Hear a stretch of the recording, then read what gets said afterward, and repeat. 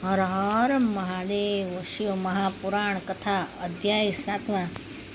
श्री शिव पुराण रुद्र संहिता तृतीय खंड अध्याय 7। पार्वती का नामकरण और विद्याध्ययन। नारद का हिमावन के यहाँ जाना। पार्वती का हाथ देखकर भावी फल बताना। चिंतित हुए हिमावन को आश्वासन दे पार्वती का विवाह शिव जी के साथ करने को कहना और उनके संदेह का निवारण करना। ब्रह्मा जी कहते हैं कि नारद, मैना के सामने महातेजस्विनी कन्या होकर लौकिक गति का आश्रय ले वह रोने लगी। उसका मनोहर रोदन सुनकर घर की सब स्त्रियां हर्ष से खिल उठी और बड़े वेग से प्रसन्नतापूर्वक वहां आ पहुंची। नीलकमल दल के समान श्याम कांति वाली उस परम तेजस्विनी और मनोरम कन्या को देखकर गिरिराज हिमालय अतिशय आनंद में निमग्न हो गए। तदंतर सुंदर मुहूर्त में मुनियों के साथ हिमवान अपनी पुत्री के काली आदि सुखदायक नाम रखे। देवी शिवा गिरिराज के भवन में दिनों दिन बढ़ने लगी। ठीक उसी तरह जैसे वर्षा के समय में गंगा जी की जल राशि और शरद ऋतु के शुक्ल पक्ष में चांदनी बढ़ती है। सुशीलता आदि गुणों से संयुक्त तथा बंधुजनों की प्यारी उस कन्या को कुटुंब के लोग अपने कुल के अनुरूप पार्वती नाम से पुकारने लगे। माता ने कालिका को उमा, अरे तपस्या मत कर कहकर तप करने से रोका था मुनि, इसलिए वह सुंदर मुख वाले गिरिराज नंदिनी आगे चलकर लोक में उमा के नाम से विख्यात हो गई। नारद, तदंतर जब विद्या के उपदेश का समय आया तब शिवा देवी अपने चित्त को एकाग्र करके बड़ी प्रसन्नता के साथ श्रेष्ठ गुरु से विद्या पढ़ने लगी। पूर्व जन्म की सारी विद्याएं उन्हें उसी तरह प्राप्त हो गई जैसे ऋतु काल में हंसों की बात अपने आप स्वर्गगा के तट पर पहुंच जाती है और रात्रि में अपना प्रकाश स्वतः महौषधियों को प्राप्त हो जाता है। मुनि, इस प्रकार मैंने शिवा की किसी एक लीला का ही वर्णन किया है। अब अन्य लीला का वर्णन करूँगा, सुनो। एक समय की बात है, तुम भगवान शिव की प्रेरणा से प्रसन्नतापूर्वक हिमाचल के घर गए। मुने, तुम शिव तत्व के ज्ञाता और उनकी लीला के जानकारों में श्रेष्ठ हो। हे नारद, गिरिराज हिमालय ने तुम्हें घर पर आया देख प्रणाम करके तुम्हारी पूजा की और अपनी पुत्री को बुलाकर उससे तुम्हारे चरणों में प्रणाम करवाया। हे मुनीश्वर, फिर स्वयं ही तुम्हें नमस्कार करके हिमाचल ने अपने सौभाग्य की सराहना की और अत्यंत मस्तक झुका हाथ जोड़कर तुमसे कहा। हिमालय बोले कि हे मुनि नारद, हे ब्रह्मपुत्रों में श्रेष्ठ ज्ञानवान प्रभु, आप सर्वज्ञ हैं और कृपापूर्वक दूसरों के उपकार में लगे रहते हैं। मेरी पुत्री का जन्म कुंडली में जो गुण दोष हो उसे बताइए। मेरी बेटी किसकी सौभाग्यवती प्रिय पत्नी होगी? ब्रह्मा जी कहते हैं कि हे मुनि श्रेष्ठ, तुम बातचीत में कुशल और कौतुकी तो हो ही। गिरिराज हिमालय का ऐसा कहने पर तुमने कालिका का हाथ देखा और उसके संपूर्ण अंगों पर विशेष रूप से दृष्टिपात करके हिमालय से इस प्रकार कहना आरंभ किया। नारद बोले कि हे शैलराज और मैना, आपकी यह पुत्री चंद्रमा की आदि कला के समान बड़ी है। समस्त शुभ लक्षण उसके अंगों की शोभा बढ़ाते हैं। यह अपने पति के लिए अत्यंत सुखदायिनी होगी और माता पिता की कीर्ति बढ़ाएगी। संसार की समस्त नारियों में यह परम साध्वी और स्वजनों को सदा महान आनंद देने वाली होगी। गिरिराज, तुम्हारी पुत्री के हाथ में सब उत्तम लक्षण ही विद्यमान है, केवल एक रेखा विलक्षण है। उसका यथार्थ फल आप सुने।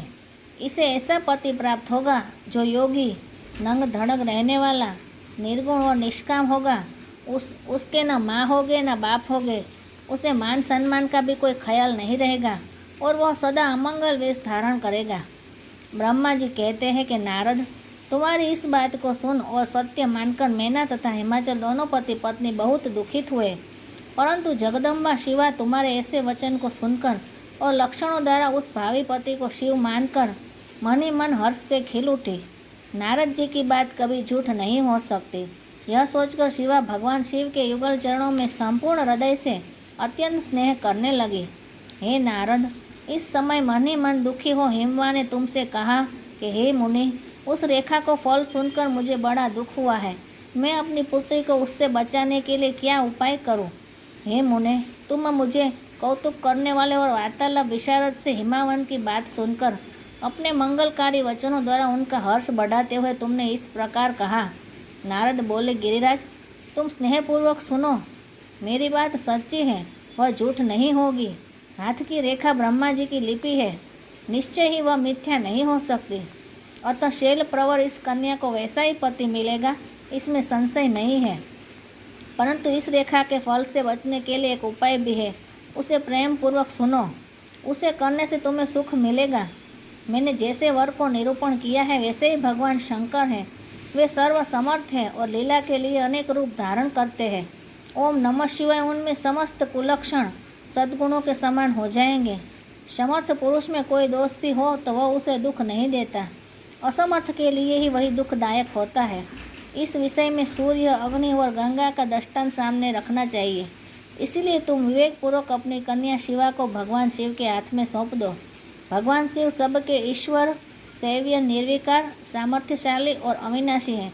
वे जल्द ही प्रसन्न हो जाते हैं, अतः शिवा को ग्रहण कर लेंगे, इसमें संशय नहीं है। विशेषतः वे तपस्या से वश में हो जाते हैं। यदि शिवा तप करे तो सब काम ठीक हो जाएगा। सर्वेश्वर शिव सर्व प्रकार से समर्थ है। वे इंद्र के व्रज का भी विनाश कर सकते हैं। ब्रह्मा जी उनके अधीन हैं तथा वे सबको सुख देने वाले हैं। पार्वती भगवान शंकर की प्यारी पत्नी होगी। वह सदा रुद्रदेव के अनुकूल रहेगी, क्योंकि यह महासाध्वी और उत्तम व्रत का पालन करने वाली है तथा माता पिता के सुख को बढ़ाने वाले हैं। यह तपस्या करके भगवान शिव के मन को अपने वश में कर लेगी और वे भगवान भी उसके सिवा किसी दूसरी स्त्री से विवाह नहीं करेंगे। इन दोनों के प्रेम एक दूसरों के अनुरूप हो, वैसा उच्च कोटि का प्रेम न तो किसी का हुआ है, न इस समय में है और न आगे होगा। हे गिरिश्रेष्ठ, इन्हें देवताओं के कार्य करने हैं। उनके जो जो काम नष्ट प्राय हो गए हैं उन सब का उनके द्वारा पूर्ण उज्जीवन या उद्धार होगा। आद्रिराज, आपकी कन्या को पाकर ही भगवान हर अर्धनारीश्वर होंगे। इन दोनों का पुनः हर्षपूर्वक मिलन होगा। आपकी यह पुत्री अपनी तपस्या के प्रभाव से सर्वेश्वर महेश्वर को संतुष्ट करके उनके शरीर के आधे भाग को अपने अधिकार में कर लेगी, उनका अर्धांग बन जाएगी। हे गिरिश्रेष्ठ, तुम्हें अपनी यह कन्या भगवान शंकर के सिवा दूसरे किसी को नहीं देनी चाहिए। यह देवताओं का गुप्त रहस्य है, इसे कभी प्रकाशित नहीं करना चाहिए। हिमालय ने कहा कि ज्ञानी मुनि नारद, मैं आपको एक बात बता रहा हूँ, उसे प्रेम पूर्वक सुनिए और आनंद का अनुभव कीजिए। सुना जाता है कि महादेव जी सब प्रकार को आसक्तियों का त्याग करके अपने मन को संयम में रखते हुए नित्य तपस्या करते हैं। देवताओं की भी दृष्टि में नहीं आते। देवर्षि, ध्यान मार्ग में स्थित हुए वे भगवान शंभु पर ब्रह्म में लगाए हुए अपने मन को कैसे हटाएंगे? ध्यान छोड़कर विवाह करने को कैसे उद्यत हो गए? इस विषय में मुझे महान संदेह है। दीपक की लौ के समान प्रकाशमान अविनाशी प्रकृति से परे निर्विकार, निर्गुण, सगुण, निर्विशेष और निरीह जो परब्रह्म है, वही उनका अपना सदाशिव नामक स्वरूप है। अतः वे उसी का सर्वत्र साक्षात्कार है। किसी बाह्य अनात्मस्तु पर दृष्टि नहीं डालते। मुनि, यह आए हुए किन्नरों के मुख से उनके विषय में नित्य ऐसी ही बात सुनी जाती है।